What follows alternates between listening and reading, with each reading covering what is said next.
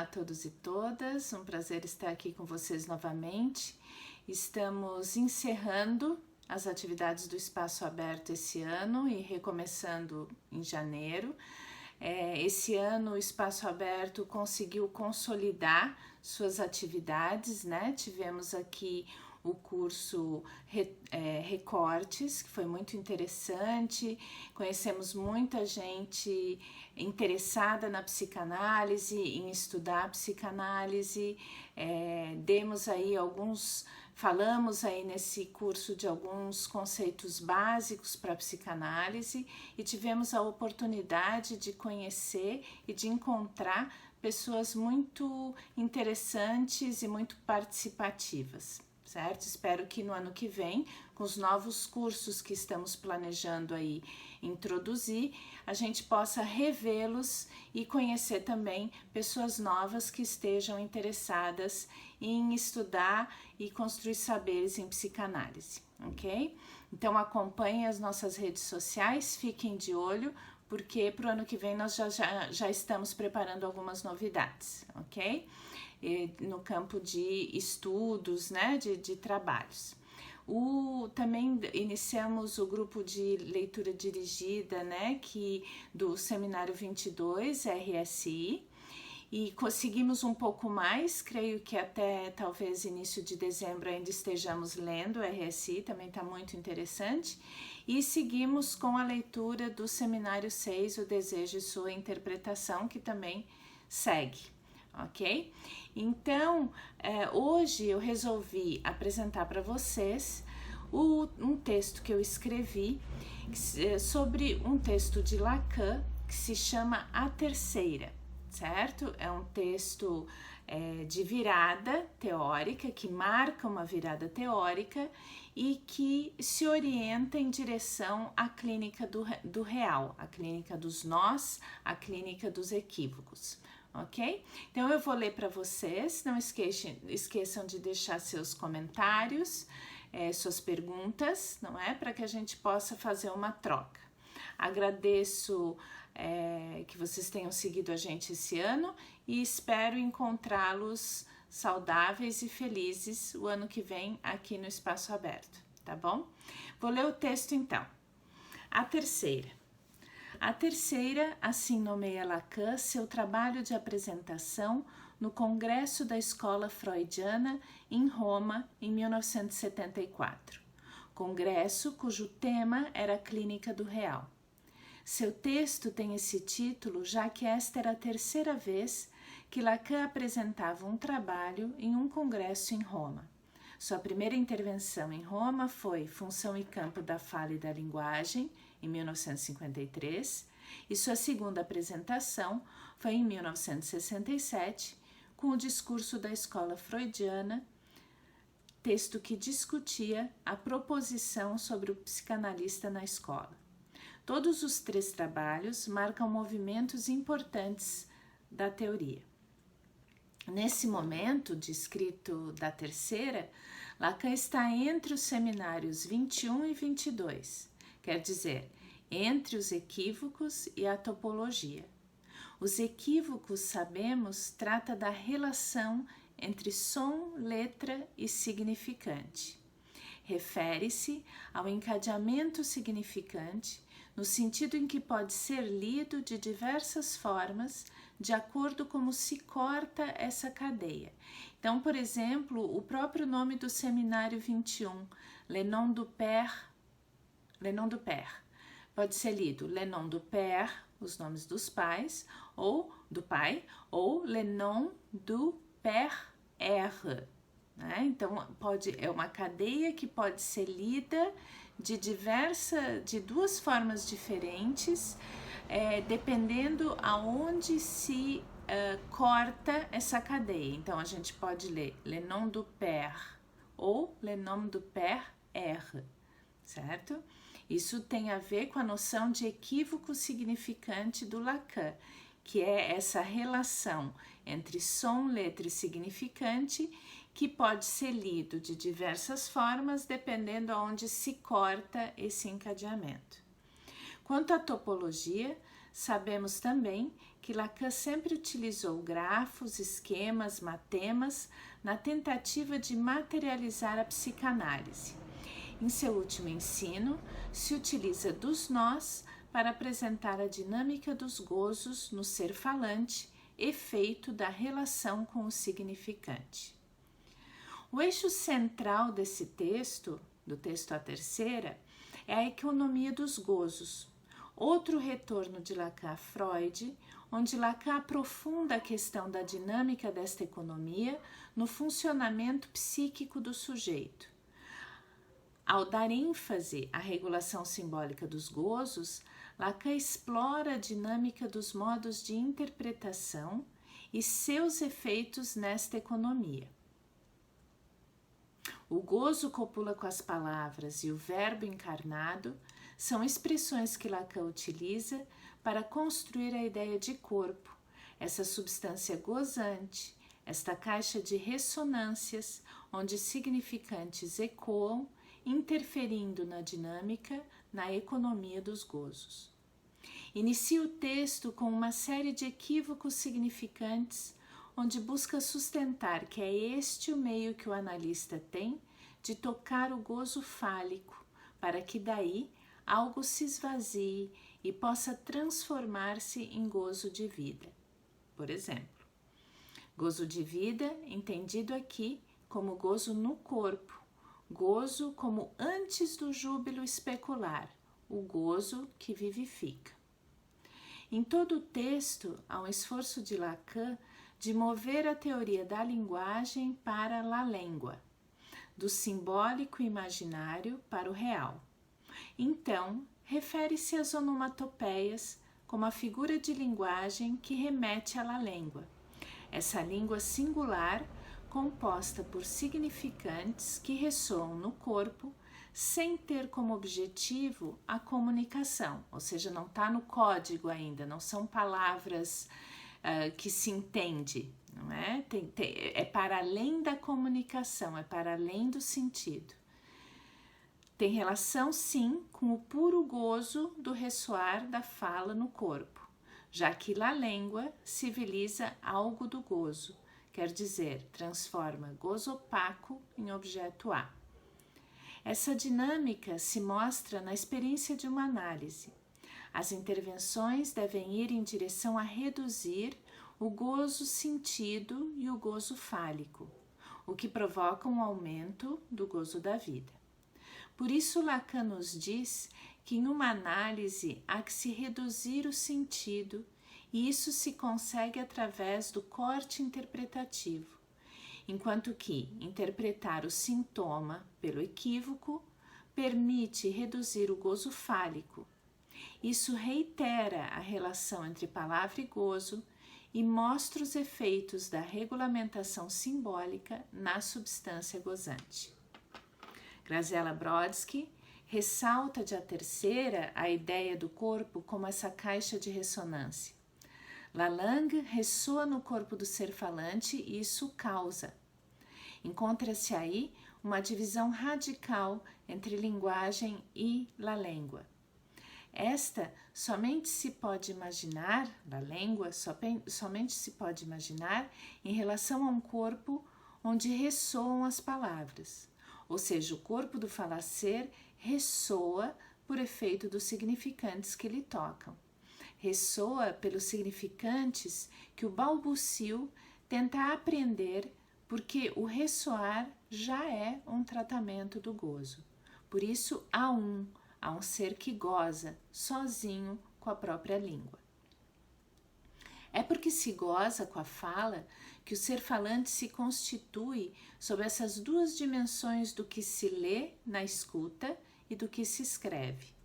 O que se escuta e se lê em uma primeira dimensão é um enxame de sons sem sentido, onde cada um de seus elementos é idêntico entre si.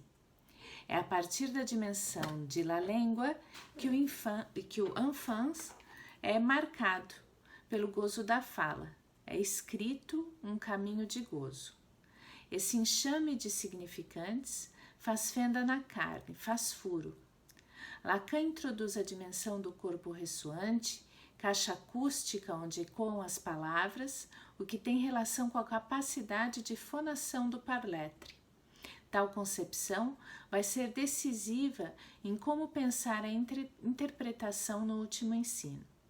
A interpretação por via do equívoco significante consegue tocar essa dinâmica, essa economia de gozo, tendo como efeito uma redistribuição e, assim, um achatamento do sintoma que está sempre circulando pelas voltas do sentido e atrelado a uma letra de gozo. A interpretação como equívoco aponta ao vazio de sentido, está do lado da letra, do lado de Lalande, do lado do equívoco joyciano, diz Graziella Brodsky. A interpretação busca, assim, um efeito no corpo que mexa na dinâmica dos gozos, até então congelada em um sentido fixo. Ressalta Brodsky que o que está ao alcance da psicanálise é esta manipulação dos significantes que recai sobre o um que goza. Então, a gente vê nesse texto essa disjunção entre Lalande e linguagem, certo? Lalande seria a língua do bebê, essa língua, né, antes do sujeito, antes do ser falante adquirir, né, a capacidade de ser entendido, né, no sentido de entrar no código de uma língua, de uma linguagem, ok? É antes disso, certo? Então, nós temos a Lalande, vou dizer para vocês, vou dividir aqui, Lalande e linguagem, certo? Lalande se refere ao tecer, Lacan usa a palavra em francês tissu, né? Que é isso, são esses significantes sem sentido que vão dar a base para um tecer, certo? Um tecer de um encadeamento significante, certo? Lalande é puro emprego de gozo, certo? É puro gozo, ok? O bebê não tá ali comunicando eu estou com fome, não, ele tá gozando ao balbuciar os sons, ele goza ali, ao balbuciar os sons que ele escuta, do jeito que ele escuta, ele já consegue de alguma forma, né, ao balbuciar, o ser falante já é um momento de acolhimento de gozo, certo? De uma organização daquele gozo que até então está totalmente livre, vamos dizer assim. Então, Lalande, nós temos o tecer, nós temos o puro emprego de gozo, nós temos a questão da ressonância, esses sons que ressoam, que fazem onda no corpo, tem relação com esses restos dessa linguagem, não é? Dessa língua que se escuta e que chega para o parletre, para o enfant, que é esse sujeitinho que ainda não incorporou as leis da linguagem, né? Chegam esses restos da linguagem do outro que ressoam no corpo. Tem a ver com traço, tem a ver com a letra, tem a ver com a literalidade significante e traz à tona a questão da interpretação por equívoco. É a interpretação por equívoco que consegue chegar até aí, né? Até a esse inconsciente real, vamos dizer assim. Enquanto que a linguagem, do lado da linguagem, nós temos o tecido, nós temos aí já não mais o tecer, mas um tecido, né? Um encadeamento significante já estruturado, né? Já aí a repetição, né? Já aí esse encadeamento desses significantes que vão se repetindo e se mostrando num processo de análise. É do lado da linguagem que está, então, a petrificação do gozo na cadeia significante. É do lado da linguagem o inconsciente estruturado como uma linguagem. O significante como produção de sentido, né?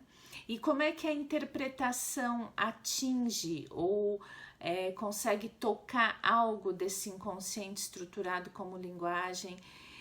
desse inconsciente que constrói, digamos assim, no seu enredamento significante, a produção de sentido, né? O analista, ele capta certos significantes de gozo ao escutar o analisando e vai abrindo significações até buscar encontrar um momento de vacilação nessas significações e intervir a partir daí. Lacan brinca com o dito de Descartes e o modifica: penso, logo se goza, tratando o pensamento como constituído por palavras que copulam com o gozo do corpo ao construir sentido, simplesmente porque o ser falante se goza dessa forma. Em contrapartida, utiliza a expressão gozou.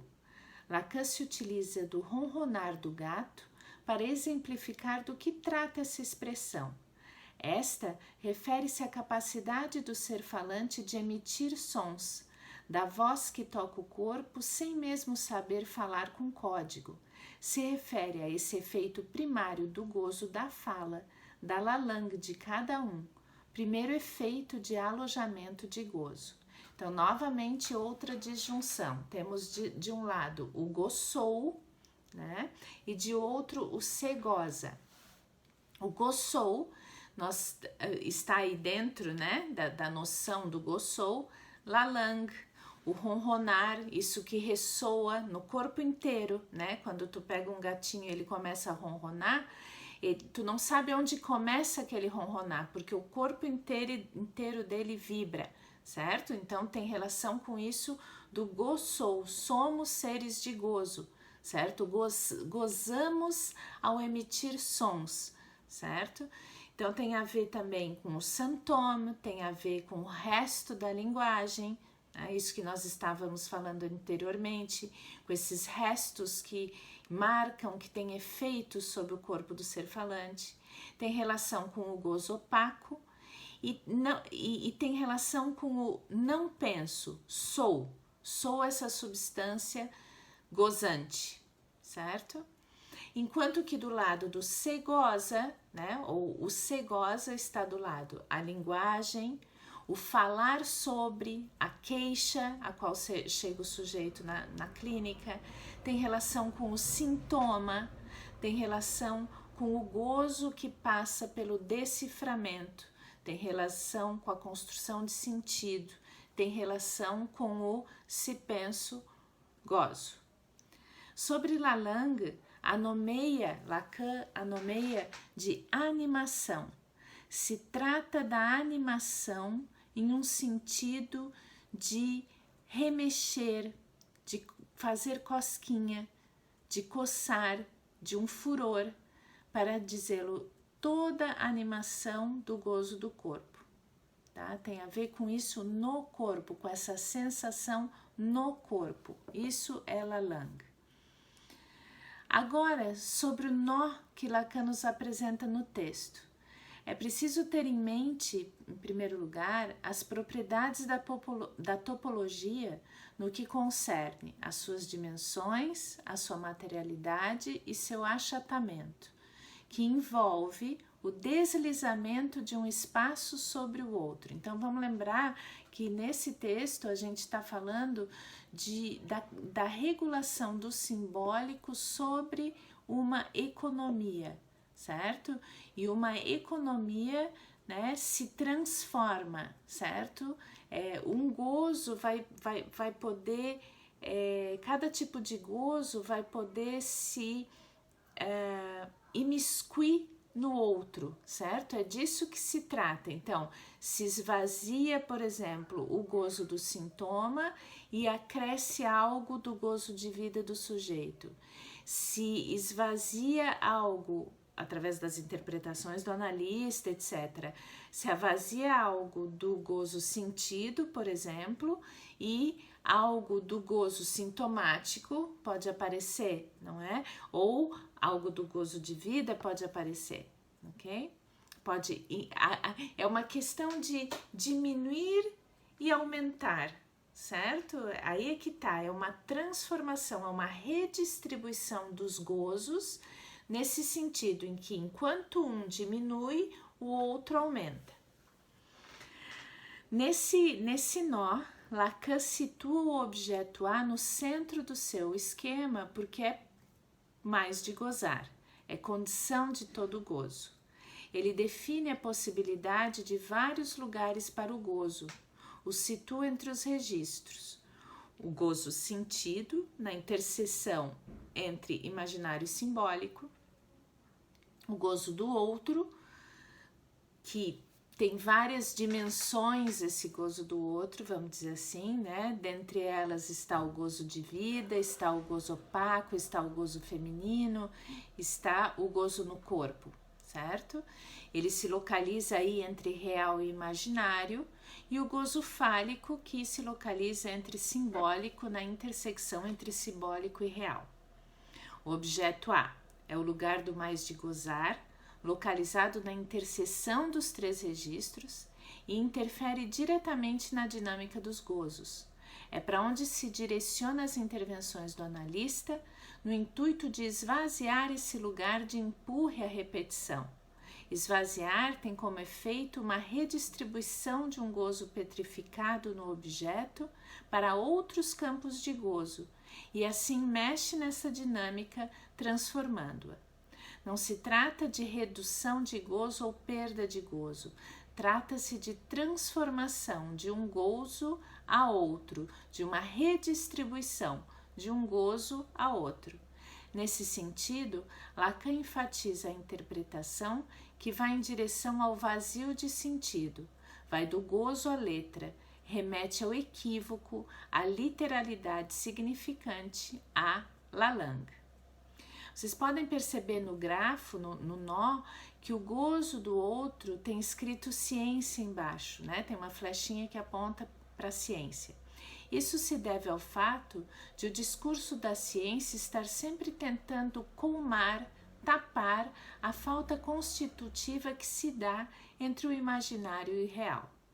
Porém, deste mesmo lugar avança uma flecha em direção à vida, ao gozo da vida. Esse gozo que vivifica o corpo, furo entre imaginário e real.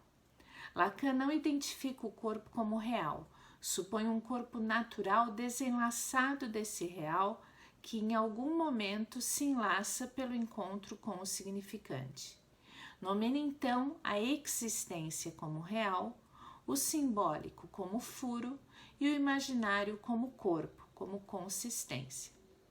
Então, abaixo novamente faço duas diferenças, né, entre o gozo fálico e o gozo do outro. Então, o gozo fálico é um gozo no simbólico, ele passa por fora do corpo, enquanto que o gozo do outro é o gozo fora do simbólico, é um gozo no corpo. O gozo fálico, ele está aí na intersecção entre real e simbólico, enquanto que o gozo do outro está entre real e imaginário. O gozo fálico, já falamos, passa por fora do corpo, né? Está no simbólico. O gozo do outro está no gozo no corpo. O gozo fálico se refere à constituição das zonas erógenas. O gozo do outro não corresponde a nenhuma zona específica do corpo. É uma zona mais ampla, é o corpo que goza, como uma vibração, como um ressoar, como o ronronar do gato. O gozo fálico remete à Amanda de Mébius. O gozo do outro não se refere somente ao gozo feminino. O gozo fálico constrói a relação com o objeto. O gozo do outro remete a uma nova função do objeto. O gozo fálico alimenta-se da fantasia fundamental. Se apoia no falo real que introduz um furo, no traço, no sentido que dá corpo ao falante e se funda no discurso. Enquanto que o gozo do outro não se apoia no fantasma, apoia-se em Lalande, que civiliza o gozo e transforma o gozo opaco em objeto, certo? O gozo fálico, ele também serve de alicerce ao sintoma. Em A Terceira, Lacan diz que a interpretação deve ser o ready-made de Marcel Duchamp. Para que pelo menos entendam algo disso, é uma citação, o essencial do jogo de palavras, do equívoco, é que é em direção a isso que deve apontar a nossa interpretação, para não ser a que alimenta o sentido do sintoma, tá? A direção do tratamento, então, vai em direção a entender de que maneira esse corpo se ajeita com o gozo, de que forma essa economia se ajusta, que gozo é esse que está se apresentando ali na clínica, na sessão. As interpretações devem ir em direção ao vazio de sentido, trazer a todo não todo, o impossível de dizer. E aí ele dá algumas dicas, né? Então, para diminuir o gozo sentido, servir-se do corte interpretativo, encontrar os significantes que moldaram a fantasia e assinalar as vacilações para diminuir o gozo sentido. Enquanto que, para o sintoma, é necessário reduzi-lo até fazer dele um equívoco.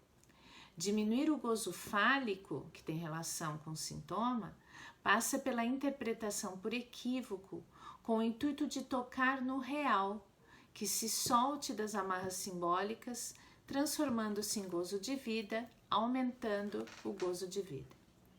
Podemos pensar a destituição do sintoma como que passa pela invenção de um novo nome de gozo, como nos mostram os passes, né? Efeito de um novo modo de dinâmica, de economia dos gozos.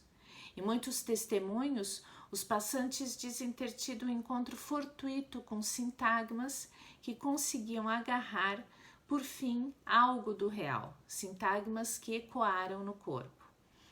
Seria isso a jaculação significante?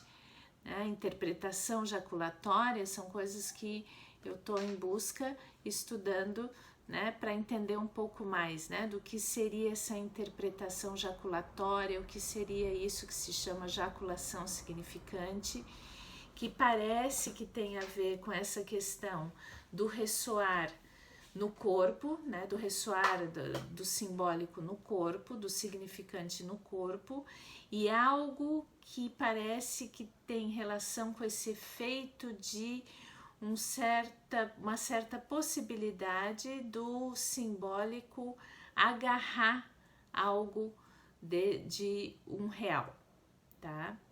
Então, a análise trata de inflar o gozo de vida, esse gozo no corpo, fazê-lo mais extenso. Trata de permitir que essa fenda constitutiva entre real e imaginário possa alojar algo do gozo da vida. É isso, gente.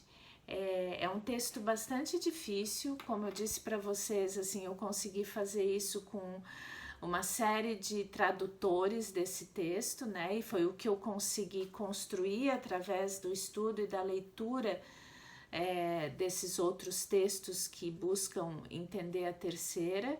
Além disso, assisti às aulas, né? Alguns seminários com o pessoal lá da escola de orientação lacaniana, mas é um texto interessantíssimo porque ele realmente vai introduzir a clínica do real, né? Que é esse último ensino do Lacan. Então, espero que vocês tenham gostado, agradeço que tenham acompanhado aí as atividades do Espaço Aberto e reitero o convite para quem gostaria de apresentar seus trabalhos, para quem gostaria de trocar ideias sobre psicanálise e clínica psicanalítica, que participem do Espaço Aberto. Nos vemos em breve, desejo a todos um bom final de ano e que o ano que vem a gente possa estreitar laços e continuar estudando a teoria psicanalítica. Um abraço grande e até breve.